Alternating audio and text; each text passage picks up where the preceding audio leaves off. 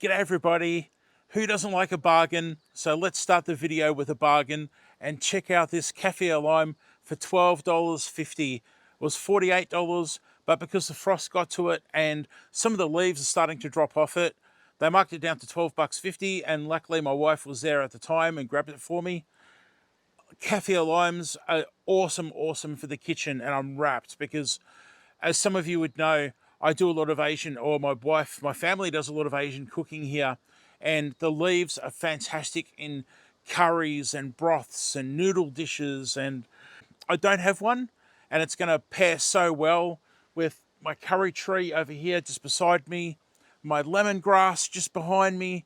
Oh man, I've got peppermint and fresh mint as well. I'm just so happy about this because it's something I've always wanted, but money holds me back from buying a lot of things, and I finally got one, and at $12.50. I've already repotted this, and I've done a whole video about repotting citrus properly, so do check that out. It's probably going to be my next video. As you can see, I've got new cabbage seedlings, collie seedlings, and I plant those as spring onions just to upset the bugs. You can see here, there's a small spring onion here, and there's another one just here. And the beauty of these is you just cut them off above ground level, use what you want, and then the rest of it regrows, and you get another one that eventually comes out like this. This one here, I don't know, this is probably about the 4th or 5th time this one's grown, and just look at it. Saffron are going great. Check it out. Look how many there are. I started with 3 bulbs, and now they've shot out little babies, and look how many babies there are now. And of course I plant things like marigold to keep the pollinators hanging around. You can see I've got some pumpkins here. Pumpkins curing, they're the last of my pumpkins. More spring onions in pots. Tayberries looking good. That's going to grow beautiful berries along here. You can see at the back and at the front here too, I've got salvias because they're great for pollinators as well. This is my strawberry patch number 1. Blueberries, blackcurrant. As I swing the camera around, you can see my capsicums, or bell peppers as people call them, and chilies. I forgot to cover them and they got hit by the frost. So they will now be getting cut back and put into the greenhouse, and I'll do a video on that for you. Celery, a tomato that got absolutely wrecked by the frost. Bird of paradise, my bird of paradise. The flower's looking a bit sad now, but it flowered for the first time in 10 years. And then I grow my bay leaves here. So this is pretty much my herb corner. So there's my bay leaves. I've got my thyme over the back here, my curry tree. You can see the mint's going well, parsley's going well, rosemary's going well, and going across to my lemongrass. And look at that, that is absolutely full of lemongrass. What a beautiful thing to add to Asian dishes. Here's the carrot container from the previous video, but I won't show you that yet because I want to save that for another video. And the tower with the chives, lettuce, and strawberries is doing really well. I'm really enjoying the lemons, and it's so good to come out and pick them fresh and use them at will. If you're new here, I've cut this flat either side of the fence. That way I can walk down either way and pick lemons. It's not bushy like a bushy tree. The greenhouse has been doing really well. I'm so happy with it. Some nights I've been putting up to 4 blankets over the top of this and down the sides because the -2, -1 degrees Celsius is just so cold that although it heats up during the day, overnight at those temperatures, it just doesn't keep out the cold. What I am going to do is get myself some big containers, fill them with water, and get thermal heating happening in here with barrels of water. I've got a couple of things like curry trees, little baby ones here that I'm growing because they love this warm, humid climate. But yeah, it's just been raining earlier, and the atmosphere in here is fantastic when it rains, and you come in from the cold where I was before into this nice warmth, and yeah, comforting again is the word I'm going to use. Just loving this thing.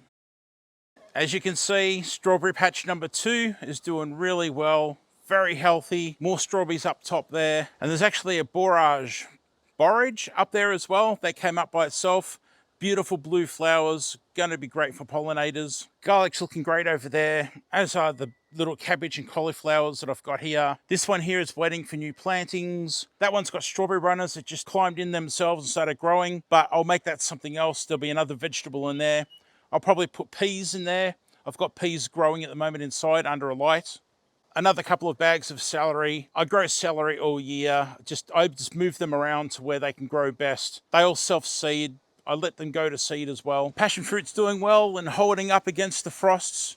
What I will do is throw that blanket in the background over the top to try and protect it. But being a grafted passion fruit, this one's a bit more frost friendly. But some of those hard frosts, it does knock it around. This really does need a good pruning, and I'm going to do that soon because it is winter. That way in spring, it can spring back to life and then eventually give me delicious passion fruit. I got 60 to 70, I think it was about 70 passion fruit off this last season, so I can't complain about a passion fruit that grows in a container. The grapes and the blackberries run, that's going to need a massive cutting back. I mean massive. This is going to be a big job, but absolutely worth it. The macadamia tree is looking great. It's getting bigger. I don't cover the macadamia anymore when it comes to frost because it's getting pretty big. It's getting quite mature and being able to handle itself. But you can see there, and there's some over on the edge here, that the frost does get to it a little bit, but that's not enough to worry it. Last week, this went through multiple nights of 0 Celsius, -1 Celsius, -2 Celsius, and it's still pretty good. The good old orchard's looking a bit sad, but hey, it is winter. This is the season where they drop their leaves, and if they haven't dropped their leaves already, I'm going to go around and pick them off and get rid of them because we need these to all drop their leaves, go dormant. I'm going to cut them back, trim them all for size, and again, like the passion fruit, I'm going to get in here, prune them, and get them all ready for spring. My beautiful Stella cherry needs to be trimmed and shaped a bit better. You can see where I've got ropes and strings where I've been bending branches and shaping branches into the way that I want. But you can see I've got crossing branches like this. That can't happen. So this is all going to be part of the cleanup and pruning process. I cut back this plum in summer to get rid of a lot of the big growth. So now all I need to do is cut it back a little bit more in winter for size and shape, and I'm laughing. And just to show that I'm not perfect, look at these apples. These apples were stung by fruit fly and they're no good. I should have picked them, put them in bags and disposed of them already. I just haven't done it and I really have to. Like the plum, I came in here to the apricot and I cut the apricot back harshly in summer. Really big branches, gone, shortened. Now it's winter time. It's time to give them just a little trim, shape them up, and they'll be ready to go in spring. My other two cherries are looking fantastic, and again, they just need to be trimmed back and cut nicely for the growing season.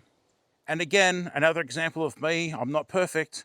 This Granny Smith is still not in the ground or a bigger container. It might be a little hard to make out with the leaves on it at the moment, but this is Spelliade plum. This needs to get cut back again. This grows so fast, it's unreal. This poor little Japanese mandarin, I've been saying for ages now, that needs to come out and go over with all my other oranges and mandarins. So the apricot needs to be cut back and the pears need to be cut back. Oh, and I've got seedlings going inside under a grow light with heat mats.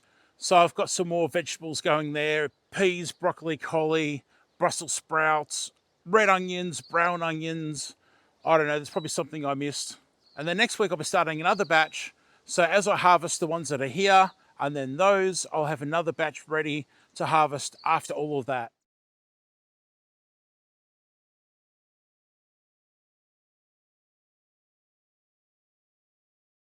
Don't forget to check out my future videos that are coming where I'm doing a bit of planting and potting. Please check out this video on the screen next. I'd really appreciate that.